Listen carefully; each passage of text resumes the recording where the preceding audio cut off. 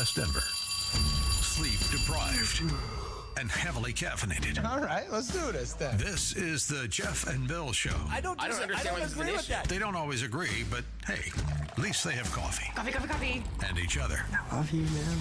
God help us. I want to bless him. We need all the help we can get. Now here's Jeff Hunt and Bill Thorpe. The Jeff and Bill Show on News Talk 710 KNUS.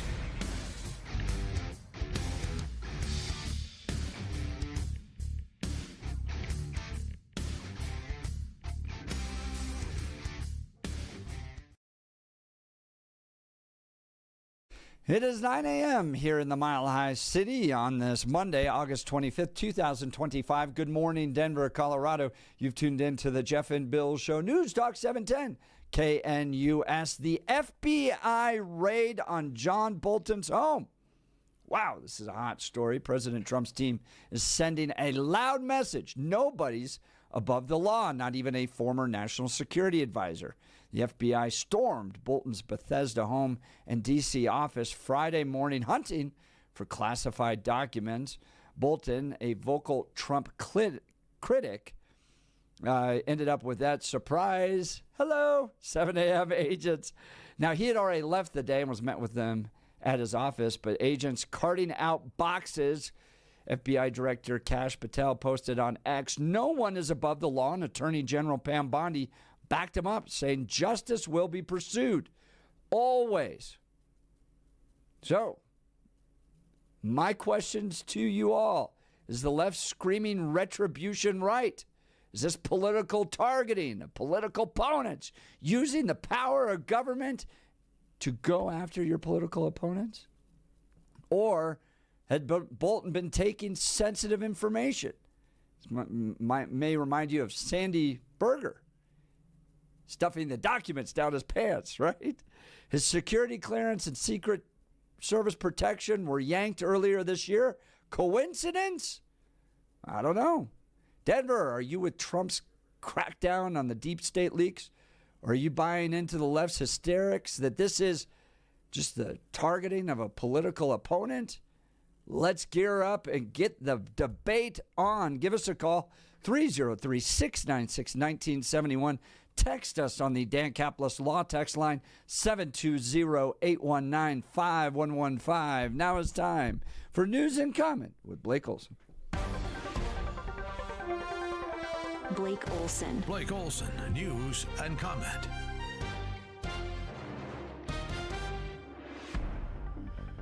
Good Monday morning, 62 and cloudy in Denver, expecting a high of 73 today. This portion of the news sponsored by Pastor Camp Heating and Air Conditioning at 303-777-1234 to learn more about special savings opportunities on Lennox equipment. Our top story. The nonsense, you guys. We're there to cut $800 million, and I literally heard a bill yesterday that's going to add $4 million to the budget to give to Planned Parenthood every year. What are we doing? Yes, the Democrats from Colorado. Stop voting for these commies. Brandy Bradley, a patriot who loves Colorado, on with Jeff and Billy last hour. That quote-unquote special session continues at the state capitol. Democratic, out-of-control, irresponsible spending put our state in this situation. Small businesses are paying the consequences of Democrat overspending, and it's really sad. We're the sixth most regulated state with 200,000 regulations in the state on small businesses, and now we're going to take away the qualified business income deduction. We're going to take away the vendor fee, which gives them an administrative a break for remitting their sales tax, and it's incredulous, you guys. Like, they're going to leave our state, and they should.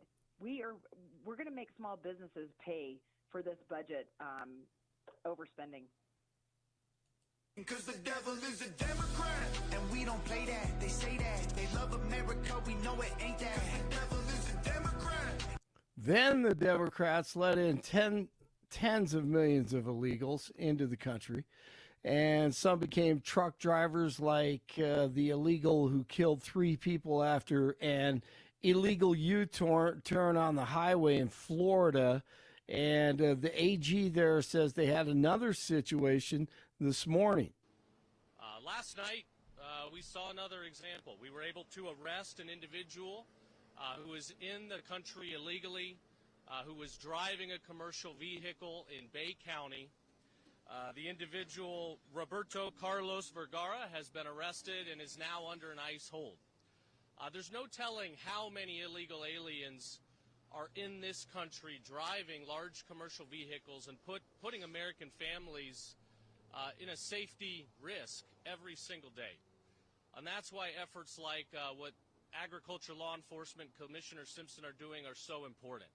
We have got to protect our American citizens from the dangers of the open border crisis and illegal aliens that may be engaging in behavior that injures people. And as ordered, Kilmar Garcia, the Maryland man, a Salvadoran illegal who has a long rap sheet and fighting deportation in court, reported to ICE field office, an ICE field office in Baltimore this morning. And let's see, his interpreters said that, hey, I'm Kilmar Garcia, and I'm the greatest man on planet Earth, the Maryland man. Ahead of his arrival, his lawyers said it's expected that he'll be sent to Uganda. They claim the DJT administration offered to deport him to Costa Rica if he pleaded guilty to human smuggling charges, but if he didn't agree with the plea, they would deport him to the African nation. An executive order to get rid of cashless. That's a heck of a deal. Yes, it is, isn't it? I love the fact that Trump just doesn't care. Same here. Like, you can end up with all these. Here. Oh no. The ACLU is going to be out there just like, well, here's your deal. You can either be on this side of the globe or that side of the globe. Right? And then good luck finding your way back from Uganda. Exactly. Jeez, man. An executive order to get rid of the cashless bail in D.C. is being signed by the White House. Executive order could threaten to withhold federal funding or government-backed project approvals if the district does not end the policy. This comes after the White House moved to deploy, of course, armed National Guard troops to fight crime in the district. TDS is real, and Medicaid won't pay for it, I don't think. The freak, Rosie O'Donnell, on with Chris Cuomo. During his first go-round, it was very difficult, and I got myself into some bad places. You know, I was very, very depressed. I was overeating. I was over-drinking. I was so depressed, Chris. I can't, it hurt my heart that America believed the lies about him, and then it broke my heart to be in a business that creates and sells those lies for profit. You know, it was very heavy, to tell you the truth. Oh, my goodness. Wow. She is out of her mind. That's a fact, that's the truth. Look how bad that it gets when it's blue. The devil is a Democrat. 13 days away from the Broncos kicking off the 25 season. They finished the preseason undefeated, beat the Saints on Saturday. They need to make over 37 cuts this week. And Shedeur Sanders hoping that he'll make the cut with the Cleveland Browns. Had a horrible day, threw for 14 yards, sacked 5 times. Now, a reporter asked him this question.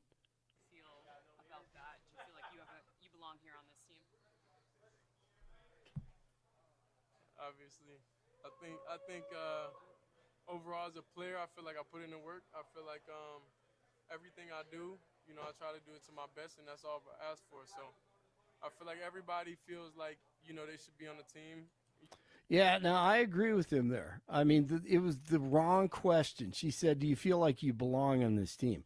Every player feels like they believe they belong on the team. The question should have been, do you think you'll make the 53-man roster? Yes. Will you make the cut, right? Yeah, because here's the idea. Do you think they should cut you? Yeah. Or do you think they should keep you? You are right. That is a dumb question because here's the idea. any player that says, no, I don't deserve to be on the team. Excuse me? What do you think's going to happen? The door. By the end of the conversation, yes, I think if you are not cut by the end of the interview, I do not know what is going on. So why in the world would you ask that question? You have such limited amount of time with these players. Why are these questions so bad so often? Just be frank. Yes. Yes, you're right. Just be clear. Quit. I mean, they're so afraid of them. Do you think that you belong on the team? Hey, are you going to make the cut? Do you think you should make the cut? Do if they cut you, do you think that's the correct decision? And the other one, the other one is if based on there's a log jam at quarterback. If they tried to place you on the practice squad, do you think you'll clear waivers? That's an interesting question. That's an interesting question. Absolutely. Will you be happy on the practice squad? Yeah. Do you think that a year on the practice squad will help you become an NFL quarterback? Exactly. And it gives the quarterback the opportunity to go, you know what? I'm here to do whatever, name your team, is here and watch for me. Exactly. If they need me to pretend to be the other guy, it's only going to improve my skill set. Yes. And if it helps our team win, I am happy to do it each and every week, and I'm going to show up and blah, blah, blah, blah, blah, blah, blah, blah. That's it. You're trying to save your job here. That's it. This is not that hard. Absolutely. Yeah. So we'll see what happens this week. I'm guessing, I don't know, I haven't looked at it closely. I haven't followed it closely. But I could see him on the practice squad because they don't want to deal with the... And here's why. And that would be good for him. Well, because Pickett is injured from what I see. So you've got Flacco and Gabriel, so you're going to keep. Yes. But you might be able to float Shador through waivers to get him on the practice squad. One, he has an interesting skill set to where you could form him and you have extra chances. But everybody already passed on him for five rounds. And have you seen anything in preseason that makes you think you've made a mistake? I haven't seen anything that convinces any team they've made a mistake. So if I'm the Browns, I put him on this practice squad because I'm still a little curious as to what we have, and I want him running a scout team. That's just me. But perfect. What the hell do I know? Absolutely. You know everything, and I agree with you. 61 in Aurora, 60 in North Glen, 62 in Denver. Jeff and Billy continue. Blake Olson, News Talk 710 KNUS. Upslope conditions and subtropical moisture will be right on top of all of Colorado this week, giving us cool and occasionally wet conditions. Highs only near 70 or so today, with areas of morning low clouds and fog. Lower 70s to the middle to upper 70s at best for Tuesday through Friday, with a daily chance today through Friday for showers and thunderstorms. Weather, a service of L&L Heating and Air Conditioning. For quick, trustworthy, and dependable service, call L&L Heating and Air Conditioning at 720-851-1691. Visit them online at bestdenverhvac.com. You'll be comfortable with L&L. Meteorologist Don Day in the 710 KNUS Weather Center.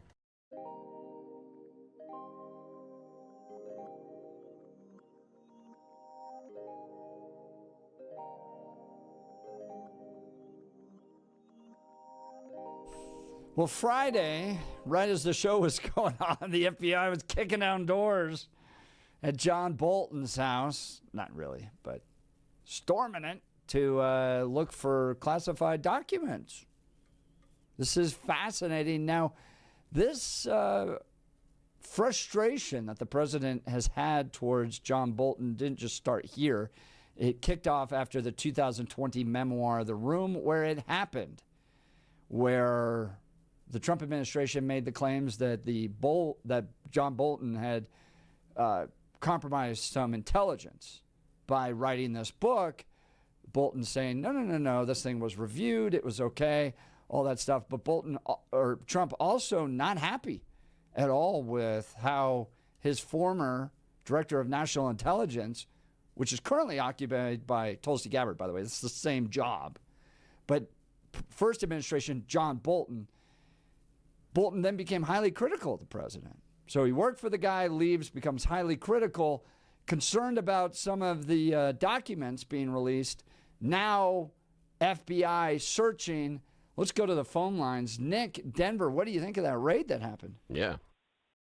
Well, I heard on another talk radio show whose name I will not mention, but I'm sure you can figure it out because I don't listen to liberal stuff, that they better have the goods on him, because John Bolton does enjoy a certain reputation and a standing. So in order to authorize a raid like this, they better have the goods on him. They need to have something solid on him. That's the only thing I can think of. And Nick, what do you think that could be?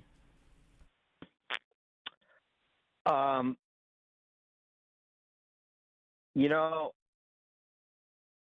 he could have compromised national security in some degree by saying something or talking to somebody or emailing somebody. I don't know. In this electronic age, it's very easy to do that. I mean, there's so many different avenues you could choose to leak information. I know part of the question here, Nick, is involves the book. That there were some questions as to whether or not some of the information contained in the book was a violation of some of the classified information that Bolton had got. But we've seen that with almost every cabinet member book that has been written in recent memory. There's always some sort of a question in most cases, especially at the level that Bolton was at. And I'd seen that, and again, just for background information, I'm sure you know this based on listening to other shows, but listeners might not know it, that my understanding is the investigation was opened during the first Trump presidency and then was dismissed during the Biden presidency and then was reopened somewhat recently. And again, draw whatever conclusions we may or may not be able to from that one way or another. But I would caution on people reading too much into the politics and more into the idea of, do we think we can prove it? Because I still think that at some level that if the prosecutors are going to get on board with this, they have to think that they should be able to prove it. Because like you said, if they go through this search and they go through the FBI raid and then Bolton faces nothing, don't you think that sends a message, though? That's part of this. He wants to send a message to everybody that's currently working for him. No, I don't. We have 4 years. No. If you go out there and do the stupid, I'm going to do a book about how terrible it was where I was working, that type of thing, that you're going to pay a pretty serious price, because we're still early on into a second term. We're not talking year 3 or 4. We're talking 1 right now. And you're going to have people that want to leave and then get the book deal and make some money. Now Trump's sending a strong message. You're going to pay a price. You do that. What do you think about that, Nick? I agree with that comment, yes, because a lot of people want to cash in on their 10 minutes of fame and make some money. So and when Nick, it involves national security, you should be very careful about that. But shouldn't we have John Bolton have done something wrong? Because that's what I'm saying is when I talked about it, isn't it important to make sure that Bolton had done something wrong and to hold him accountable? And this is what I mean is if all we're going to do is go ahead and have the FBI raid everybody that writes a book about the Trump administration after they leave, is that the message we want to send? Honestly, is that the message? All I hope is they got more than just a book. Yeah. To go through all these motions and raid his house. And I hope they've done their homework. That's all I can say. And I don't. And what if they didn't? I'm just a normal. Well, then it's going to backfire on them, and a lot of people are going to have egg on their face.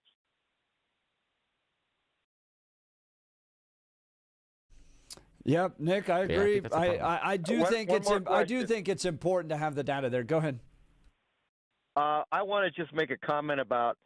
I was mentioning I had a brief comment or a talk with George Brockler, not that we're close friends or anything. And what I would like to see done is when legislation is passed, there's always a cost. There's no such thing as a free lunch in the world. And especially the Democrats, the Republicans do it too, but the Democrats are worse. They pass all this legislation and nobody considers what it's going to cost and if it's going to solve any problems.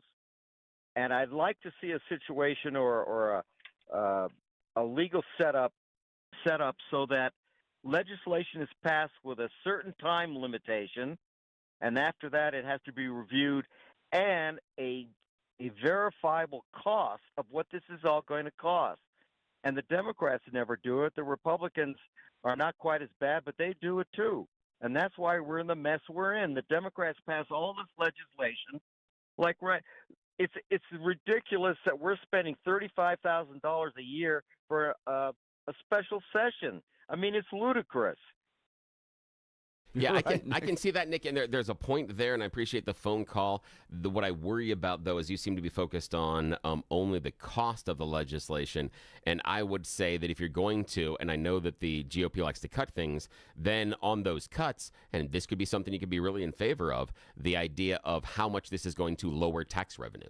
So the idea of if we're going to cut this particular tax or this particular whatever the hell it is, that you're going to say, okay, the state is now going to get, or the municipality is going to receive this much less taxes for it. I just think that for one side, on the other, as long as we're going to talk about the information, I think it should have both information, because otherwise I believe it shows a bias towards the spend and not the cut. And I think if we're talking about information, both of those things would be informative.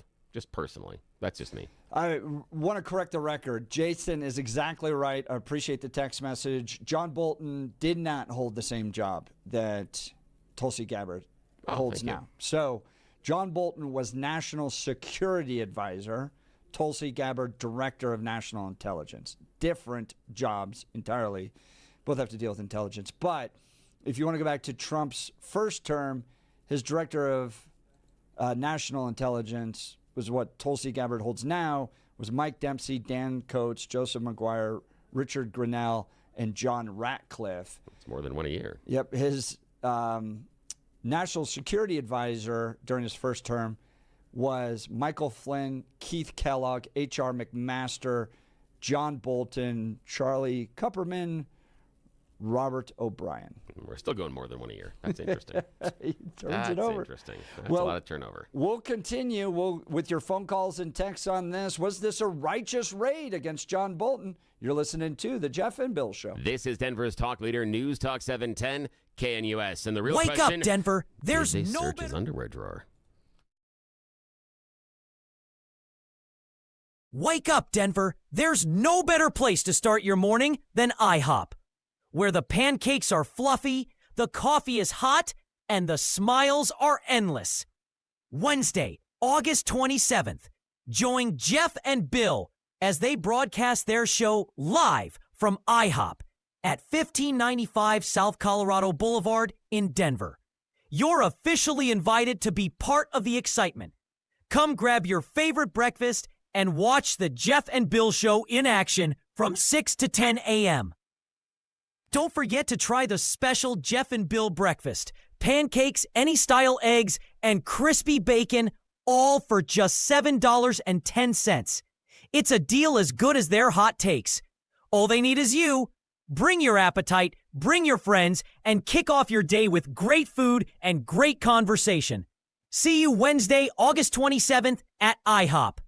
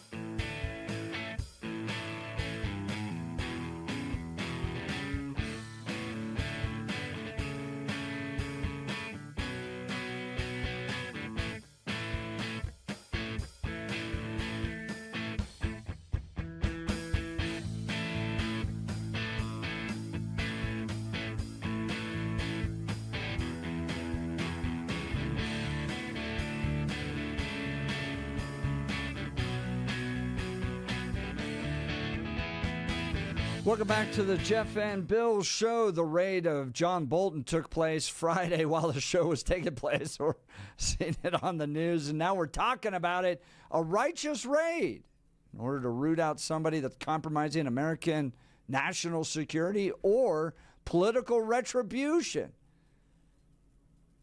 John Bolton committed one of the greatest sins against Donald Trump. He spoke publicly against the guy.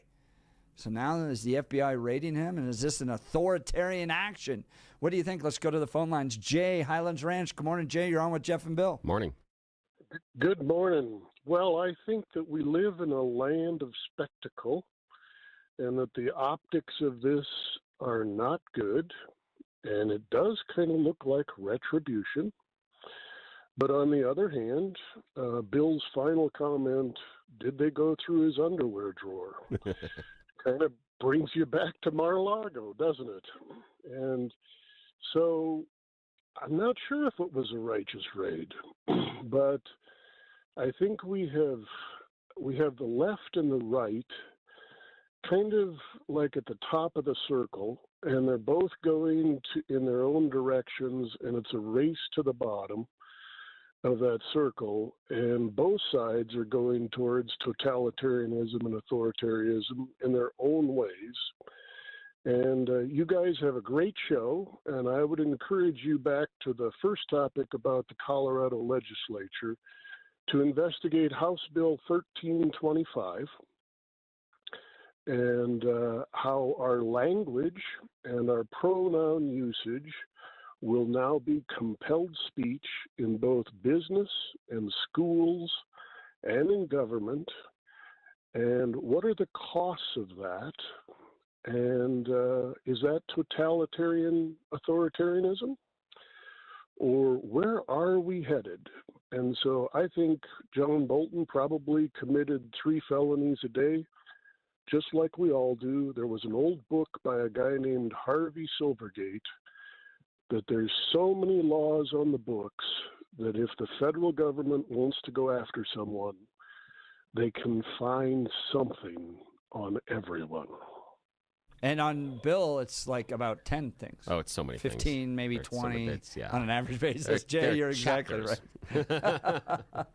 Yeah, I mean that's a reality. Is that if you're a political opponent to somebody, you get audited, right? They look for violations. I mean, we're seeing that with the oil and gas industry right now, right? Jared Polis will find any possible way to throw a regulatory violation upon you in order to shut you down. He even said so openly. I want to shut down the oil and gas industry. So that's what the political opponents do.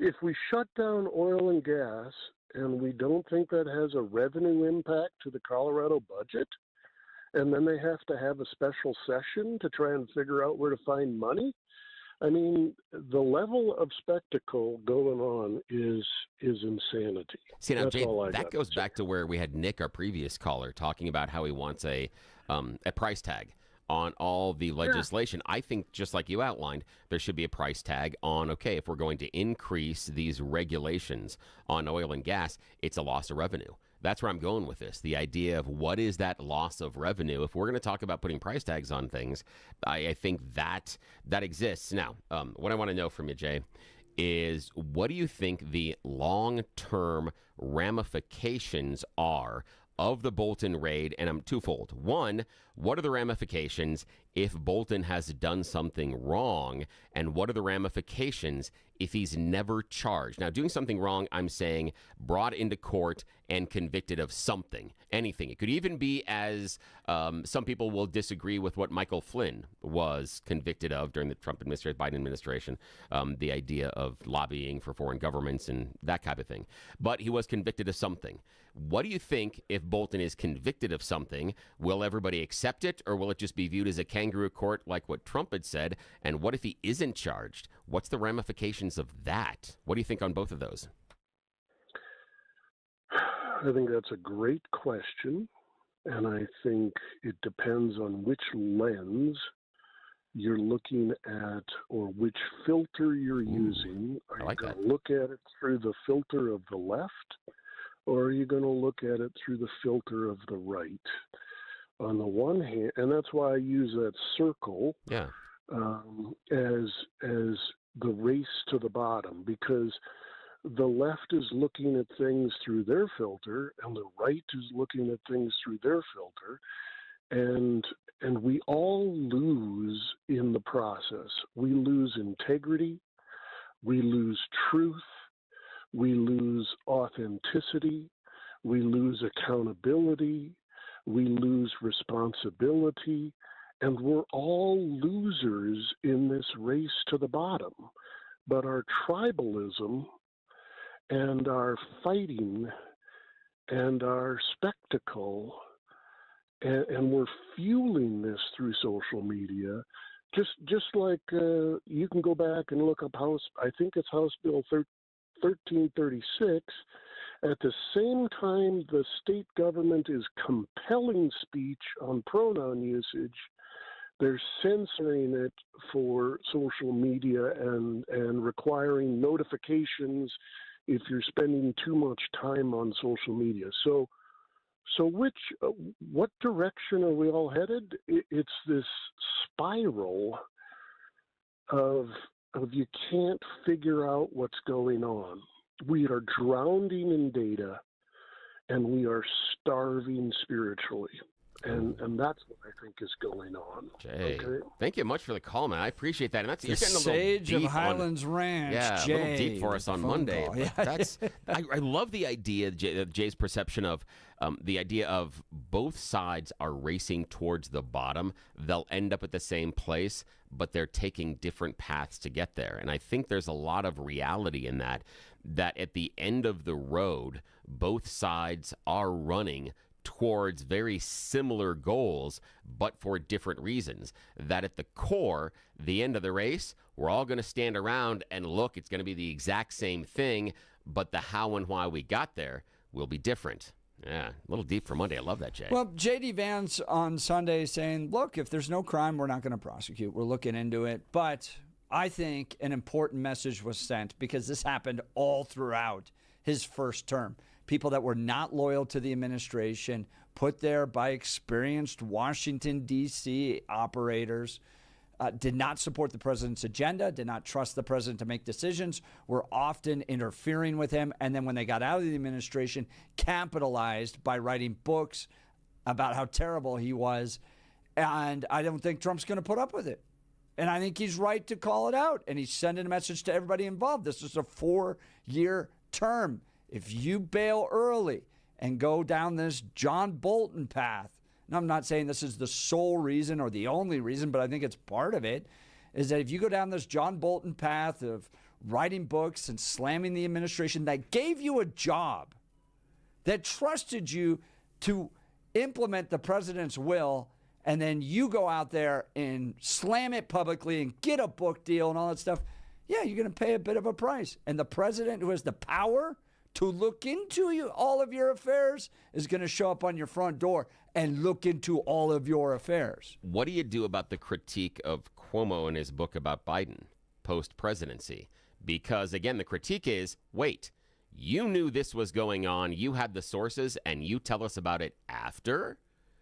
Couldn't we then take that same filter, that same critique, and say, well, if you know that X, Y, or Z are happening in the Trump administration, shouldn't we know about it now? Because it sounds to me like you would defend those individuals that didn't tell the American people about what was going on in the Biden administration, especially the last 12 months with him cognitively, because that would disrupt the administration. I understand it. Right?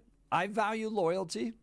I understand why they wouldn't want to say anything. Well, feel free to join the conversation by giving us a call at 303-696-1971 or texting us on the Dan Caplis Law text line at 720-819-5115, 720-819-5115. All right, Labor Day is coming up, and our friends at Mountain High Appliance are working to overtime to make sure that there are great savings available for you at the Labor Day sales event.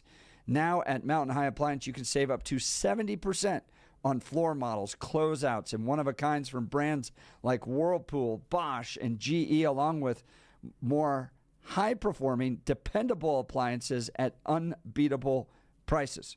Enjoy the best selection, prices, and service at Mountain High Appliance. Visit Mountain High Appliance today and experience the difference. Again, save up to 70% on floor models, closeouts, and one-of-a-kinds from Whirlpool, Bosch, GE, and many, many more. All right, let's go to the phone lines. Dave Golden. Good morning, Dave. You're on with Jeff and Bill. Morning.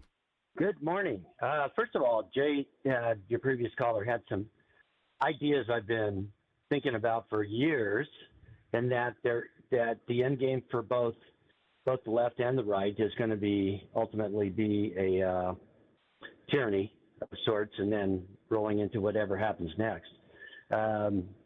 And to that end, I'll go further and say that democracy, meaning pure democracy, is probably the worst invention ever made by man for political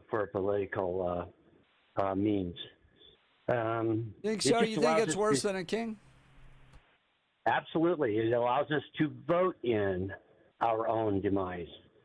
King will do it because he's the king. He'll take care of it and cut your head off because he's a king.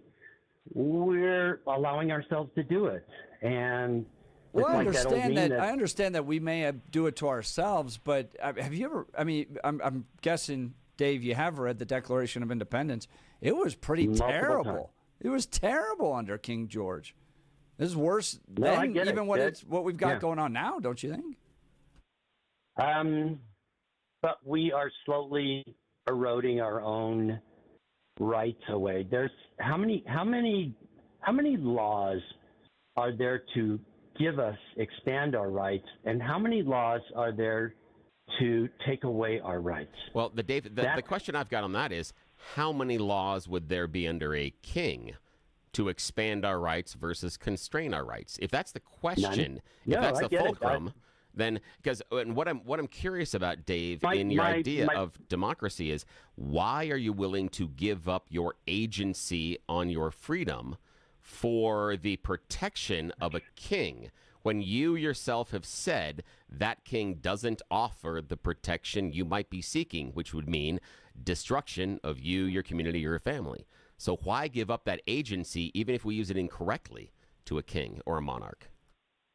Well, it kind of goes along with Peter Boyle's theory of the White Knight, the hero on the mighty horse coming to save you will do everything for you that they can to protect you, and then all of a sudden your rights go away, i.e. the Patriot Act or whatever it is. So that's who gets to choose the White Knight? Because I think that's the question I have with you is that for me, and again, you can come to a different conclusion, but for me, I would prefer in all circumstances to be able to have a choice in the night. If you take that out of my hands, I feel I have less control, less freedom, and that's not a form of society nor government I would be looking for. So if we're going to talk about we can get the White Knight, even if it's the incorrect White Knight, I sure would feel more comfortable with me choosing the wrong White Knight than someone else.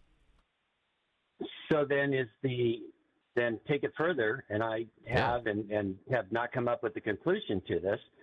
Would tyranny under fascism be better than tyranny under communism? And that's because that ultimately is going to be the end game. The thing for me is... Hold on. You think we're heading towards tyranny of fascism in this country? Or communism. Or communism, or it's an ultimate end of government. Government is self-serving. Government is not going to... government is never going to be allow people to continue to make their own decisions, and it's going give it up. It's going to happen. It's not something I want to happen. It's not something, but if you're a reader of history, good for you, because you'll probably die before it happens. But if you're looking at history at all, no government has survived past tyranny. Yeah, it just doesn't happen. And I think that's what Jay was talking about, the idea, and I do agree with him, and in many ways yourself, Dave, that we are racing towards the bottom into a form of tyranny, but the left and the right view it differently as far as how that tyranny will actually manifest. And that's why, again, for myself, and as impure and is probably sometimes I don't know, a bad example. The ideas I'm looking at is that we are the only bulwark or prevention, us the voters, of that possibly happening. And rather than someone coming in through the use of force or just grabbing power, saying now we are going to have this form of the liberal tyranny of communism or this form of conservative tyranny of fascism, while impure, I think that giving us as a society the opportunity to change that course of history, I think is better than abdicating all of our responsibility. You're right. Well, we may absolutely vote it in. We might absolutely vote it in. Both of you guys made a really good argument to hold on to your guns. All right, Dave Golden, I Dave, thanks for the appreciate call, it. man. Thank you very much. That was really cool. Look at the big brains people thinking on Monday. Damn, you guys are thinking deep on this. I wasn't prepared for this stuff. Go buy your AR-15 now. Guys, appreciate the calls this We're morning. going to end up in communism or fascism. Yeah, love how you guys think. This is good. All right, it's been a wonderful show. We appreciate all of y'all. We would love to have you join us for breakfast this Wednesday. We're going to do a live broadcast at the IHOP off of Colorado Boulevard, I-25, Denver, Colorado, from 6 to 10 a.m. You can swing by, hang out with us for a few minutes, or hang out for the entire 4 hours. See how the whole show's done. We're going to have lawmakers swinging by. We're going to have friends swinging by. We're going to get in debates. Last time we held these, people got sued at one. Britta Horn got served by Darcy Channing. I've yelled at guests. These are fun. Yeah. They take it out to the parking lot. Yeah, this is fun. So, come on and join us. It's always a little bit of good breakfast with a little bit of Maury Povich. I'm just saying it's a little crazy when you put me in public. Even my family knows knows Jerry that. Springer, too. Yeah, it is. And for $7.10, we are going to get you the best value on a fresh breakfast in the entire city of Denver. On your way, you swing by, you stop out at us with I-25 and Colorado Boulevard. The IHOP's going to hook you up with a $7.10 special. Mike Boyle has persuaded them to do it once again. Eggs cooked any way you want. You've got the sausage, you've got ham, you've got bacon. You can choose your meat. And then you got pancakes as well and the delicious hash browns. $7.10. There's no way you're going to beat that value for a freshly cooked breakfast anywhere in Denver that morning. Plus, it's the IHOP pancakes. They don't call it the International House of Pancakes because they do soup well. They do pancakes. These things are amazing. So come on out there, and Jeff and I will goof around with you a little bit, take pictures with us. You can even possibly, no, don't do that. Okay, no, that's a bad suggestion. I was going to say you could throw things at me. You probably shouldn't do that because we're in public. But there's a day.